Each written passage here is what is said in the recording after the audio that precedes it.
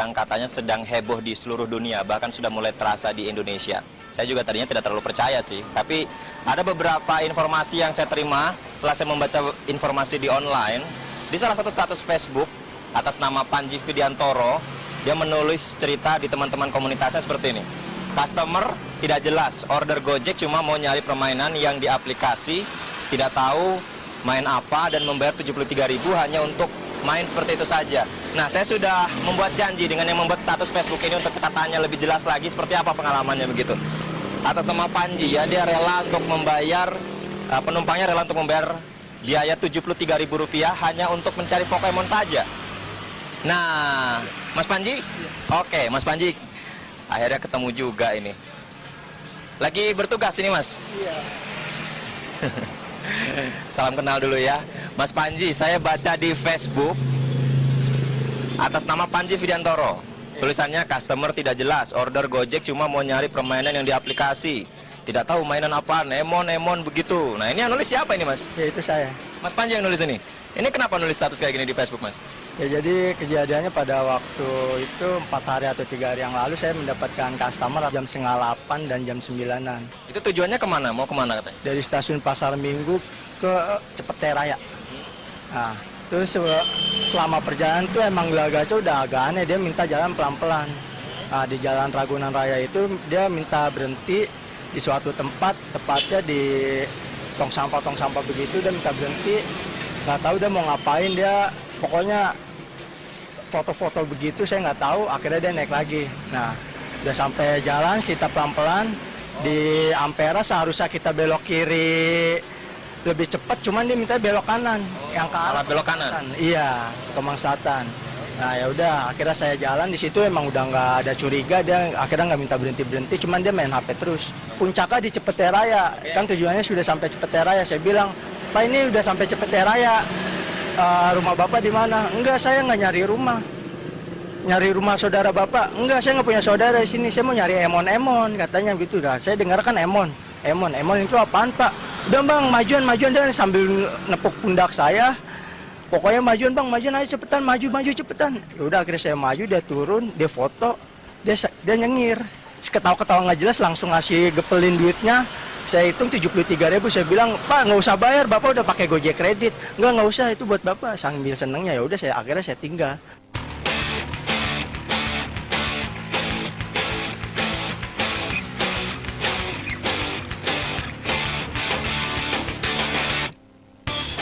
Para gamers tidak hanya asik mengejar Pokemon di kehidupan nyata. Mereka bersama para YouTubers juga ramai membahas si monster lucu lewat kanal youtube.com. Dengan mewabahnya games Pokemon ini, pemerintah pun berusaha tidak lengah. Kemenkominfo mengaku akan terus memantau perkembangan demam Pokemon Go ini dan berharap tidak ada efek buruk bagi masyarakat. Bahwa jangan sampai ini menjadi sesuatu yang malah bukan hanya tidak kondusif, tapi menjadi, kalau misalkan di jalan bisa kecelakaan sambil nyupir ngejar Pokemonnya. Ya sebetulnya bukan masalah Pokemonnya, bukan masalah gamenya. Di mana-mana juga udah lebih dari 15 tahun lalu dikatakan kalau nyupir itu jangan sambil menggunakan ponsel atau. Bagi penggemarnya, berburu Pokemon memang mengasihkan.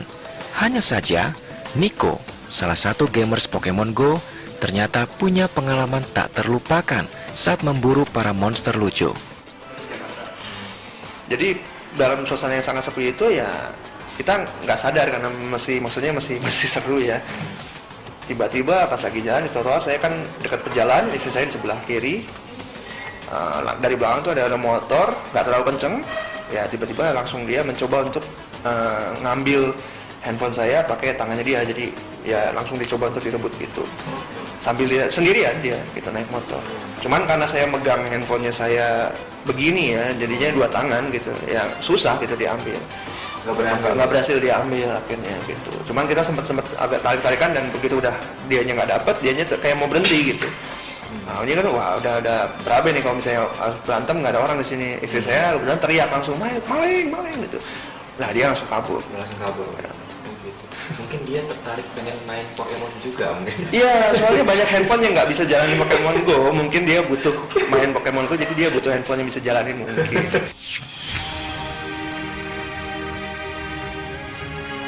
Pencarian Pokemon bisa ke berbagai lokasi.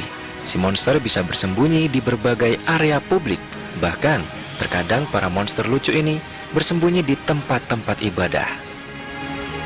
Yang pertama, Pokemon itu bagian dari permainan atau hiburan. Jadi setiap permainan dan hiburan itu sah-sah saja bagi orang hidup butuh hiburan. Lagi booming di mana-mana, Winda. Kalau di Indonesia mungkin masih banyak yang mainin, di Turki ada nggak kira-kira? Ya, memang kita nggak tahu di Turki, namun yang saya tahu di Turki ini saat ini tengah terjadi suatu krisis download. Sejak kapan? Pertama kali rilis sih kemarin, tanggal 6 Juli, begitu udah tahu dia keluar, ya langsung download via APK itu kemarin. Taunya dari mana? Teman-teman posting di pet, Mas. Tahu-tahu udah pada nangkepin Pokemon, ya bukannya apa, karena dulu kan saya kan main Pokemon juga, sama saya ngikutin tren Pokemon dari pertama kali tahun 97. Oke. Bahkan sampai ngoleksi kartunya. Jadi kalau ada game Pokemon begini saya nggak ikut, ya saya merasa bersalah, Mas.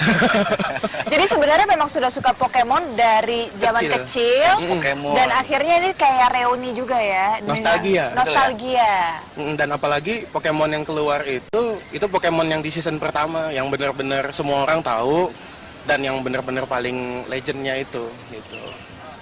Sebenarnya gimana sih mainnya? Mungkin masih banyak yang belum tahu nih, Mas. Saya juga baru download, jadi masih belum paham cara mainnya secara Kamu benar. level berapa? Nah, pasti Baru Mas, level ini baru kebetulan sedang dapat jalan. Pokemon, Mas, Squirtle, Mas. Ini saya belum punya nih. Mungkin bisa dihadapkan ke kamera. Ini tinggal pencet, nanti Pokemonnya keluar, tinggal tangkep nih, lempar dulu bentar. Boleh di zoom mungkin ya, dilihat nih ini cara nangkepnya gimana. Oh, tuh lah. Itu dapat tuh. Dapat nggak? Mudah-mudahan dapat. Winda penasaran. Dapat. Oh, itu dapat ya.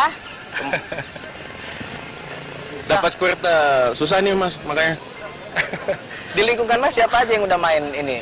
Satu kantor, Mas, satu lantai dan satu blok, Mas. Ini udah kerja nih Mas ya? Udah, Mas, alhamdulillah. Kerja di bilangan Jakarta juga. Bilangan Jakarta, kebetulan di daerah padat penduduk juga. Pada penduduk juga dan satu lantai semuanya main. Iya. Tapi jadinya kerja nggak sih kalau main terus kayak gini, apalagi satu lantai? Iya. Justru kita mainnya pas makan siang. Jadi kalau makan siang itu cari tempat, kan biasanya kan ada Pokespot di daerah-daerah Pokespot dekat itu apa? kantor. Pokespot itu daerah kita berhenti, ada bundaran gitu. Kalau kita putar kita bisa dapat item-item Pokeball sama experience biasanya gitu. Biasanya jadi tempat Pokespot tuh apa aja sih? Biasanya mall, masjid, tempat ibadah gitu. Jadi kalau misalnya orang ke masjid Pokespot udah muter Pokeball, kagak sholat, tanggung makanya. Aduh, prihatin juga ya di masjid loh. Nggak dimarahin ya? Hah? Nggak dimarahin, masuk masjid tapi nggak sholat, cuman ngambil Pokemon aja? Ya kalau pas lagi makan siang, ya harus sholat biar kalau berdoa sama Tuhan biar dapet Pokemonnya bagus-bagus.